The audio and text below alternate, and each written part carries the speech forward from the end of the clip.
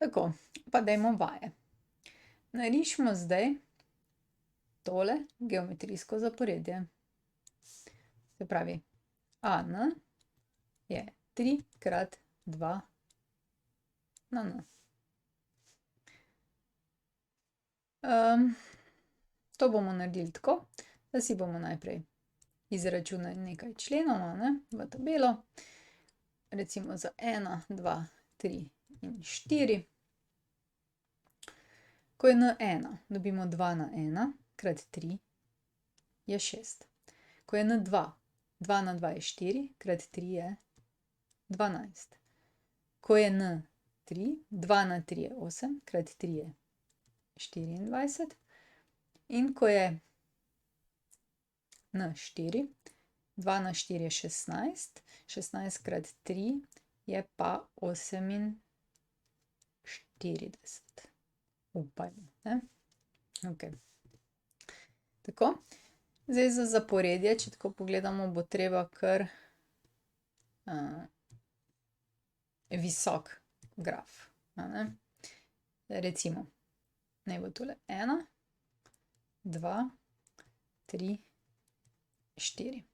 To je N-os, tu bomo pa nanašali AN. Če bi tako pogledali, je po 6 bi lahko šli, ne. 6, 12. Potem imamo 18, 24. To bo 24, 30, 36, 42, 48, ne, da bomo lahko vnesli vse rezultate. Ko je 1, je 6. Ko je 2, no, je vrednost zaporedja 12. Ko je N3, je 24. Ko je N4, je 48. Povežemo vse v tako krivuljo, ki strmo narašča, ne. Iz tega grafa lahko vidimo še nekatere lastnosti zaporedja. In sicer, kadar je Q večje od 1, takrat zaporedje narašča. Če je Q med 0 pa med 1, takrat zaporedje pada. In pa, če je Q manjši od 0, takrat pa je malo gor, malo dol, ker se minus izmenjuje in ni nenaraščajoče in nepadajoče. Se pravi, tule bi bile še neke lastnosti geometrijskega zaporedja. Graf je pa krivulja, podobna je kot eksponentna funkcija, logično, ne. Še nekaj bi vas opozorila, in sicer, mogoče boljše, da zbrišem, da ne bo kdo mislil, da je to bil graf. Jaz sem povezala krivuljo samo zato, da vidimo, da narašča.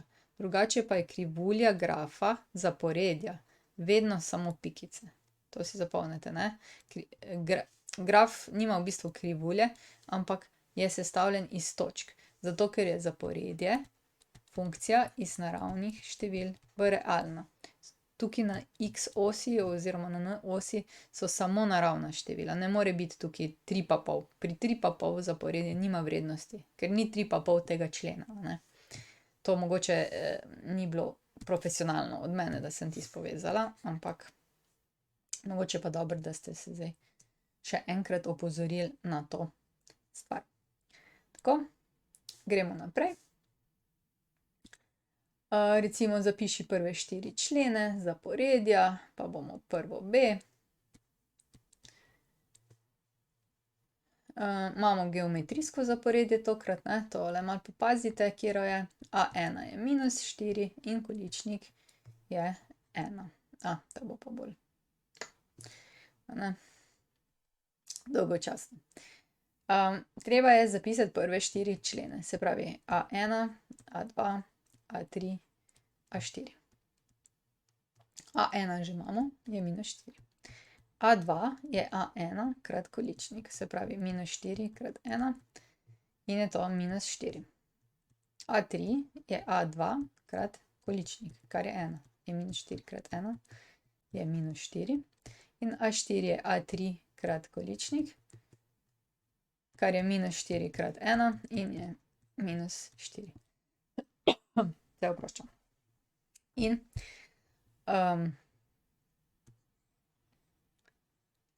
ta zaporedje ima skozi iste točke na minus 4, ne? Se pravi, je konstantno. To pa zato, ker je Q točno 1. Takega smo dobili. Ok, gremo naprej. Zapiši iskalni člen geometrijskega zaporedja, se pravi, imamo geometrijsko zaporedje, imamo 2, 6, 18, 54 in tako naprej. Moramo pa zaračunati A9. Pri geometrijskem zaporedju je podobno kot pri aritmetičnem. Če poznate A1 in če poznate Q, potem lahko zaračunate vse. No, v našem primeru, v našem tem zaporedju je A1 enako 2. Količnik pa lahko zaračunamo tako, da A2 delimo z A1, se pravi 6 deljeno z 2, kar je 3. Okay. Zdaj je pa treba zaračunati A9. A9 po formuli za splošni člen, se pravi AN je A1 krat Q na N minus 1. Lahko rečemo, to je A1 krat Q na 9 minus 1. A9 je torej A1 krat Q na 8. Ampak mi A1 vemo, Q vemo, lahko vstavimo. To je zdaj 2 krat Q je 3 na 8. Tako, zdaj pa tole je pa blazna številka, ki si jo bomo spet zaračunali s kalkulatorjem.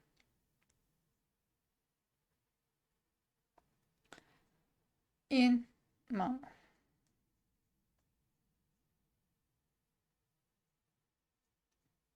3 na 8 krat 2.